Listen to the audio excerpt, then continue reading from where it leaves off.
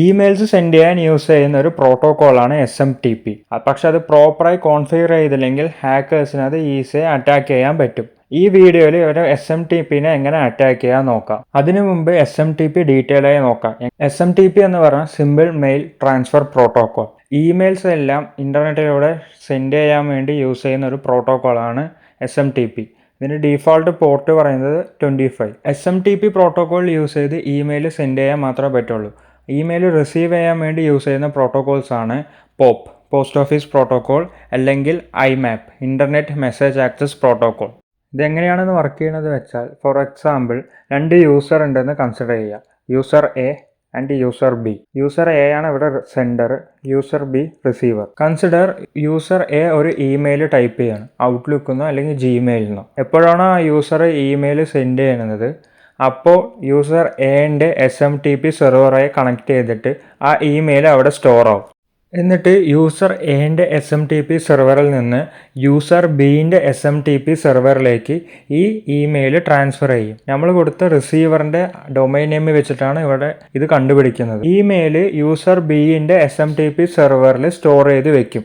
എപ്പോഴാണ് user B email open ചെയ്യുന്നത്, POP3 പ്രോട്ടോക്കോളോ അല്ലെങ്കിൽ IMAP പ്രോട്ടോക്കോളോ യൂസ് ചെയ്തിട്ട് അതിനെ റീഡ് ചെയ്യാനോ ഡൗൺലോഡ് ചെയ്യാനോ പറ്റും. ഇതിന് കുറച്ചുകൂടി സിമ്പിളായി പറയുകയാണെങ്കിൽ, കൺസിഡർ നിങ്ങളൊരു ലെറ്റർ പോസ്റ്റ് ഓഫീസ് വഴി സെൻഡ് ചെയ്യാണ്. ആദ്യം ഒരു ലെറ്റർ എഴുതിയിട്ട് അതിനെ പോസ്റ്റ് ഓഫീസിൽ കൊണ്ട് കൊടുക്കുന്നു. അതിനുശേഷം ആ പോസ്റ്റ് ഓഫീസിൽ നിന്ന് റിസീവറിൻ്റെ തൊട്ടടുത്തുള്ള പോസ്റ്റ് ഓഫീസിൽ ആ ലെറ്ററിനെ സെൻഡ് ചെയ്യും. എന്നിട്ട് ആ ലെറ്റർ അവിടെ സ്റ്റോർ ചെയ്ത് വെക്കും. ഒരു പോസ്റ്റ്മാൻ വന്ന് കൊണ്ട് ഡെലിവറി ചെയ്യുന്നത് വരെയോ അല്ലെങ്കിൽ നമ്മൾ ആ പോസ്റ്റ് ഓഫീസിൽ പോയി വാങ്ങുന്നത് വരെയോ.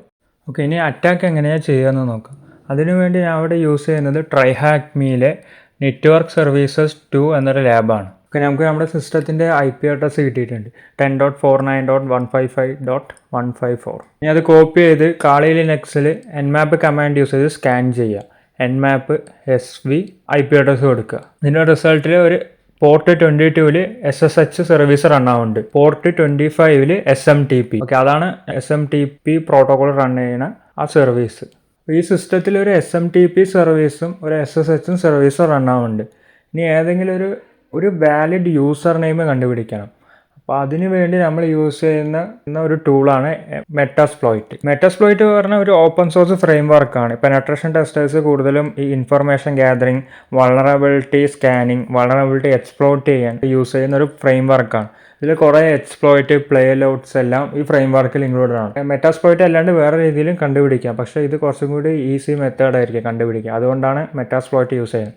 അപ്പോൾ അതിനുവേണ്ടി ടെർമിനലിൽ MSF കൺസോൾ എന്ന് ടൈപ്പ് ചെയ്യുക. മെറ്റാസ്പ്ലോയിറ്റിൻ്റെ ഇതിലേക്ക് കയറും. മിക്കവാറും കാളി ലിനക്സിൽ പ്രീ ഇൻസ്റ്റാൾഡ് ആയിരിക്കും മെറ്റാസ്പ്ലോയിറ്റ് ഫ്രെയിം വർക്ക്. ഓക്കെ, ഇനി മെറ്റാസ്പ്ലോയിറ്റിൽ എനുമറേറ്റ് ചെയ്ത് യൂസർ നെയിം കണ്ടുപിടിക്കാൻ വേണ്ടി അതിന് ടൂള് സെർച്ച് ചെയ്യണം. അതിനുവേണ്ടി സെർച്ച് കമാൻഡാണ് യൂസ് ചെയ്യുക. അപ്പോൾ search auxiliary scanner SMTP enu. അപ്പോൾ ഇത് സെർച്ച് ചെയ്ത് വെച്ചാൽ ഒരു വാലിഡ് മാച്ച് കിട്ടും. ആ മാച്ച് വെച്ചിട്ടാണ് നമുക്ക് SMTPയിൽ ഒരു വാലിഡ് യൂസർ നെയിമിനെ കണ്ടുപിടിക്കുന്നത്. ഇതിലിപ്പോൾ എക്സ്പ്ലോയിറ്റ് അറിയുന്നത് കൊണ്ടാണ് ഡീറ്റെയിൽ ആയി അതിൻ്റെ പേര് കൊടുത്തിരിക്കുന്നത്. അപ്പോൾ അത് അറിയില്ല പറഞ്ഞാൽ നമ്മൾ ഏത് സർവീസിനെ അറ്റാക്ക് ചെയ്യാൻ നോക്കുന്നത് അതിൻ്റെ പേര് വെച്ച് സെർച്ച് ചെയ്ത് കണ്ടുപിടിക്കാം. ഫോർ എക്സാമ്പിൾ, ഇപ്പോൾ ഒരു SMB സർവീസിനെ അറ്റാക്ക് ചെയ്യണമെങ്കിൽ സെർച്ച് SMB അങ്ങനെ സെർച്ച് ചെയ്ത് കണ്ടുപിടിക്കാം. പിന്നെ നമുക്ക് ഇവിടെ ആ എക്സ്പ്ലോയിറ്റ് കിട്ടിയിട്ടുണ്ട്. ഇനിയിപ്പോൾ അത് യൂസ് ചെയ്യാൻ വേണ്ടി യൂസ് ഒന്നില്ലെങ്കിൽ ആ ഹാഷ് വാല്യുള്ള നമ്പർ കൊടുക്കുക, അല്ലെങ്കിൽ ആ ഫുൾ നെയിം നമുക്ക് അവിടെ കോപ്പി പേസ്റ്റ് ചെയ്താൽ മതി. ഇപ്പോൾ സിമ്പിളായിരിക്കുന്നത് ഹാഷ് വാല്യൂ ആയിരിക്കും. അപ്പോൾ ആ നമ്പർ കൊടുക്കുക, യൂസ് 0. അപ്പോൾ നമ്മൾ ആ എക്സ്പ്ലോയിറ്റിൽ കയറിയത് കാണാം. ഇനി എക്സ്പ്ലോയിറ്റ് പ്രോപ്പറായി എന്യൂമറേറ്റ് ചെയ്യാൻ വേണ്ടി നമ്മൾ കുറച്ച് വാല്യൂസ് സെറ്റ് ചെയ്യണം. അതിനു വേണ്ടി ഷോ ഓപ്ഷൻ എന്ന് കൊടുക്കുക. അപ്പോൾ ഇവിടെ കുറേ വാല്യൂസ് സെറ്റ് ചെയ്യാൻ വേണ്ടി കാണിച്ചിട്ടുണ്ട്. ഇവിടെ R ഹോസ്റ്റ് റിക്വയർഡ് ആണ് പറഞ്ഞിട്ട് കൊടുത്തിട്ടുണ്ട്, R പോർട്ട് റിക്വയർഡ് ആണ് പറഞ്ഞിട്ട് കൊടുത്തിട്ടുണ്ട്. അതുപോലെ തന്നെ യൂസർ ഫയൽ അത് റിക്വയർഡ് ആണ് പറഞ്ഞിട്ട് കൊടുത്തിട്ടുണ്ട്. അപ്പോൾ അതെല്ലാം നമ്മൾ സെറ്റ് ചെയ്ത് കൊടുക്കണം. R ഹോസ്റ്റ് എന്ന് ഉദ്ദേശിക്കുന്നത് ടാർഗറ്റ് മെഷീൻ്റെ IP അഡ്രസ്സ്. ഇനി അത് സെറ്റ് ചെയ്യാൻ വേണ്ടി സെറ്റ് R ഹോസ്റ്റ് അത് പ്രോപ്പറായി കൊടുത്തില്ലെങ്കിൽ റിസൾട്ട് കിട്ടില്ല. എന്നിട്ട് ടാർഗറ്റ് മെഷീൻ്റെ IP അഡ്രസ്സ് കൊടുക്കുക. ഇവിടെ R പോർട്ട് ഓൾറെഡി സെറ്റ് ചെയ്തിട്ടുണ്ട് 25 എന്ന്, കാരണം അത് ഡീഫോൾട്ട് പോർട്ട് അത് ഓൾറെഡി സെറ്റ് ചെയ്ത് വെച്ചിട്ടുണ്ട്. അതുകൊണ്ട് തന്നെ അത് നമ്മൾ R പോർട്ട് കൊടുക്കേണ്ട ആവശ്യമില്ല. പക്ഷെ വേറെ ഏതെങ്കിലും പോർട്ടിലാണ് SMTP റൺ ചെയ്യേണ്ടതെങ്കിൽ അത് നമ്മൾ മെൻഷൻ ചെയ്ത് കൊടുക്കണം. ഇനി അടുത്തത് യൂസർ ഫയൽ സെറ്റ് ചെയ്യാനാണ്. അതിന് നമുക്കൊരു പ്രോപ്പർ യൂസർ നെയിമുള്ള ഒരു ലിസ്റ്റ് കിട്ടണം. അപ്പോൾ അതിനുവേണ്ടി ഒരു വേർഡ് ലിസ്റ്റ് ഡൗൺലോഡ് ചെയ്യണം, യൂസർ നെയിം ഉള്ളൊരു വേർഡ് ലിസ്റ്റ്. അപ്പോൾ അതിനുവേണ്ടി sudo apt install checklist എന്ന് കൊടുക്കുക. ഇതൊരു മിനിമം ഒരു 500 MB സൈസുള്ളൊരു ഫയലാണ്. ഇൻസ്റ്റാൾ ചെയ്ത് വെച്ചാൽ യൂസർ ഷെയർ ചെക്ക്ലിസ്റ്റ് ഫയൽ പാത്തിലായിരിക്കും ഉണ്ടാവുക. അതിൽ നമ്മൾ top user name short list .txt എന്നൊരു യൂസർ നെയിമാണ് ഇതിൽ കൊടുക്കാൻ പോകുന്നത്. ആ പാത്ത് കോപ്പി ചെയ്ത് അതിൽ കൊടുക്കുക. അപ്പോൾ അതുകൂടി കൊടുത്തിട്ട് നമ്മൾ ഷോ ഓപ്ഷൻസ് കൊടുത്തു വെച്ചാൽ അവിടെ അതെല്ലാം സെറ്റായത് കാണാം. ഇപ്പോൾ R ഹോസ്റ്റിൻ്റെ അവിടെ നമ്മുടെ IP അഡ്രസ് സെറ്റ് ആയിട്ടുണ്ട്. പിന്നെ R പോർട്ട് 25, പിന്നെ യൂസർ ഫയലിൻ്റെ അവിടെ സെറ്റിങ്സിൽ ആ പാത്ത് കൊടുത്തത് കാണാം, നമ്മൾ കൊടുത്ത പാത്ത് കാണാം. റൺ കമാൻഡ് യൂസ് ചെയ്ത് റൺ ചെയ്ത് വെച്ചാൽ ഈ എക്സ്പ്ലോയിറ്റ് കണ്ടുപിടിച്ച് ഒരു വാലിഡ് യൂസർ നെയിം ഏതെങ്കിലും SMTPയിൽ ഉണ്ടോ എന്ന് കണ്ടുപിടിച്ചിട്ട് അതിൻ്റെ ഔട്ട്പുട്ട് തരും. ഒരു valid user name Metasploit കണ്ടുപിടിച്ചിട്ടുണ്ട്. അഡ്മിനിസ്ട്രേറ്ററാണ് user നെയിമിൻ്റെ പേര്. അതിൻ്റെ ഒരു പാസ്വേഡ് കണ്ടുപിടിക്കണം അഡ്മിനിസ്ട്രേറ്ററിൻ്റെ, എന്നാലേ നമുക്ക് SSHൽ ലോഗിൻ ചെയ്യാൻ പറ്റുള്ളൂ. അപ്പോൾ അതിനുവേണ്ടി ഹൈഡ്ര കമാൻഡാണ് യൂസ് ചെയ്യുന്നത്. ഹൈഡ്ര -l അഡ്മിനിസ്ട്രേറ്റർ എന്ന് കൊടുക്കുക. എന്നിട്ട് അതിനുശേഷം -p word list path set ചെയ്യുക. User share word list rocky.txt. എന്നിട്ട് അതിനുശേഷം SSH:// ടാർഗറ്റ് സിസ്റ്റത്തിൻ്റെ IP അഡ്രസ് കൊടുക്കുക. ഇവിടെ -l കൊടുക്കുന്നത് യൂസർ നെയിമിൽ മെൻഷൻ ചെയ്യാനാണ്. ഇപ്പോൾ നമുക്കൊരു വാലിഡ് യൂസർ നെയിം കിട്ടിയത് കൊണ്ട് -l അഡ്മിനിസ്ട്രേറ്റർ എന്ന് കൊടുക്കുന്നു.